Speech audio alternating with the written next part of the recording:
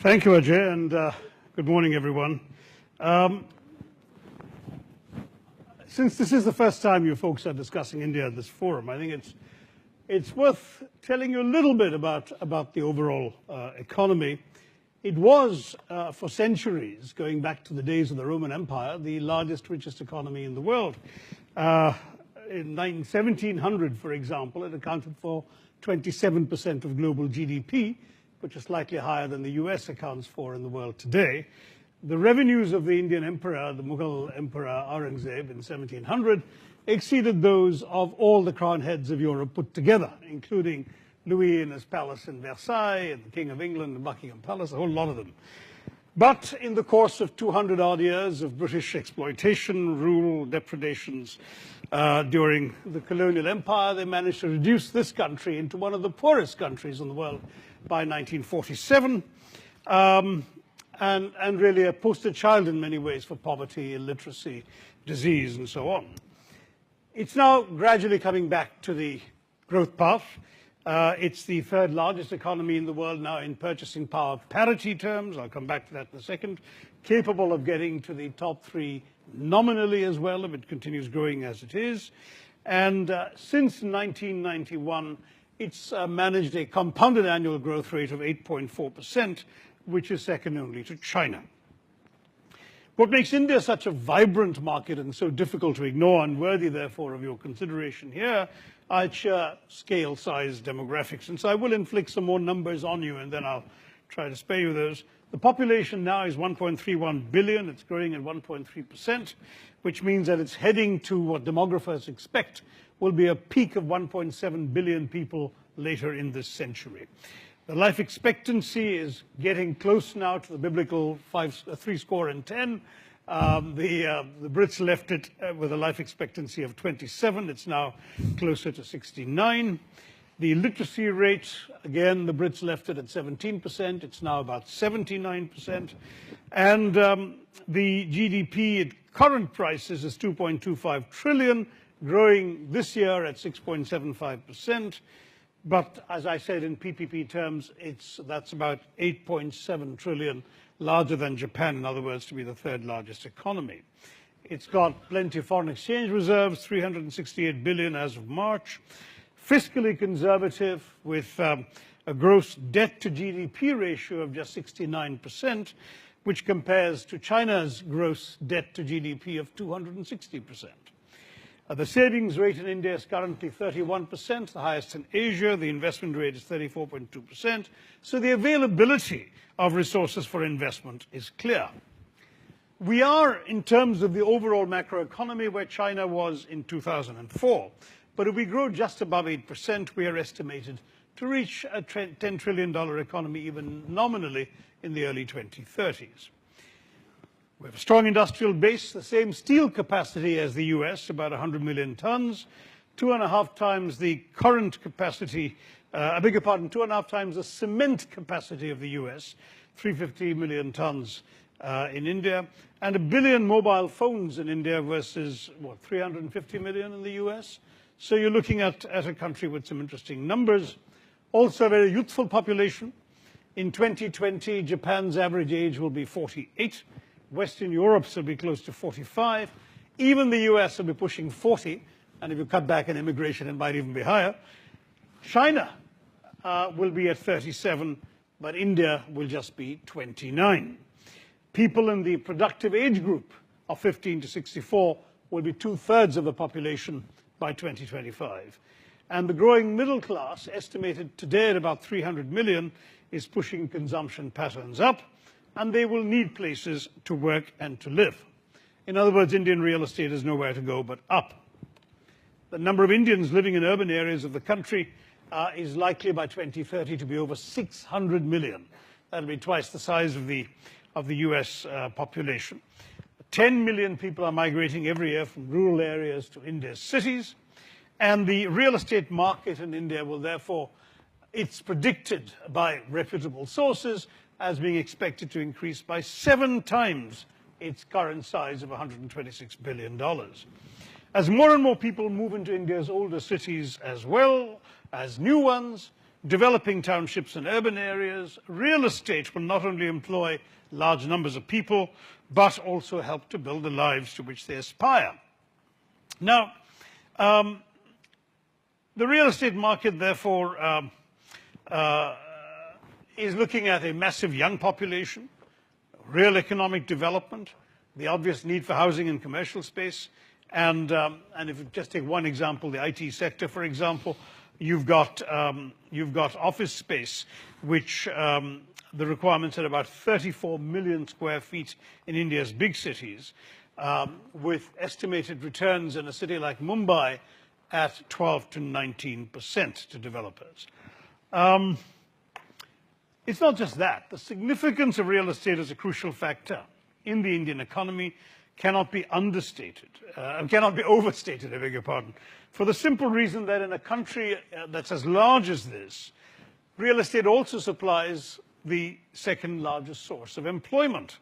It's estimated by 2020 that real estate and construction will generate 75 million jobs and will soon become thereafter the biggest employer in the economy, surpassing agriculture, which currently has the #1 slot. A lot of these, of course, are everyday laborers, but real estate and construction work will be their stepping stone to upward mobility. How they'll leave their villages and the relatively unsustainable agriculture, move to urban areas where their children have a better shot at a decent future. Real estate, therefore, is going to be a huge contributor at the macroeconomic level. The housing sector contributes something like 5 to 6% of India's GDP. By 2028, this is expected to double, that's 11 years from now, to 13%. Construction is ranked third amongst the 14 major sectors in the Indian economy, with rapid and consistent growth visible in the last 2 decades in housing, in retail and hospitality. Obviously, demand for commercial space. Entrepreneurship is multiplying dramatically across the country. I think in the number of startups now, we're second in the world to the US. The foreign direct investment inflows are already coming in, and we are, in any case, in Asia, I believe, the 4th largest attractor of foreign direct assistance in the world. Now, foreign direct investment in the world, we don't need much assistance anymore, but we do need investment. The government's also been helpful. The most recent union budget allocated $60 billion for infrastructure development, which of course will open up the way to other kinds of private sector development. There's a smart city scheme which aims to build 100 new generation cities in India, massive opportunities for Indian as well as foreign real estate players. And then the sheer scale of demand for affordable housing for the poor. The government has an ambitious plan target of 2022 being the date by which everybody in India can have housing, and looking, therefore, at the construction of 30 million homes for the economically weak, which obviously is not something the government can do alone. Maybe not even the Indian private sector alone can do this. It will need partnerships with global players who have the resources, the inclination, and the technical expertise to pull off such massive projects. I'm in Parliament, and we've also been monitoring the situation. The upper house of Parliament has passed a new bill, the Real Estate Regulation and Development Bill, which will ensure that customers' interests are protected, that transparency becomes non-negotiable, that efficiency is enshrined, and accountability, both from the government agencies and from the industry, is maintained. Transparency is now acknowledged as absolutely essential, given the past somewhat murky reputation for corruption in the real estate sector. So this law, plus the Real Estate Investment Trust, the REITs, I know you've had them in the States since the 1960s, but we've just started them 2 years ago, and the arrival of institutional investors is changing the sector significantly. Bureaucracy is also coming down quite a bit. The Mumbai Corporation, for example, or the Technopark in Trivandrum, where Ajay and I come from, have both gone in for a single window clearance mechanism to cut the time required for permissions to get construction projects off the ground. In the state of Kerala, of which Trivandrum is a capital, the process of standardizing and easing the issue of permits to speed up things has gained tremendous speed, and corruption, therefore, is dropping down. Now, we classify our cities into tier 1, 2, 3, and 4. Tier 1 are the big metropolitan cities, over 10 million in population, many of them. The ones you've heard of, Mumbai, Calcutta, Delhi, Bangalore, Chennai, and so on. These cities have moved up last year in the global real estate transparency index to rank 36 in the world out of 190 odd countries.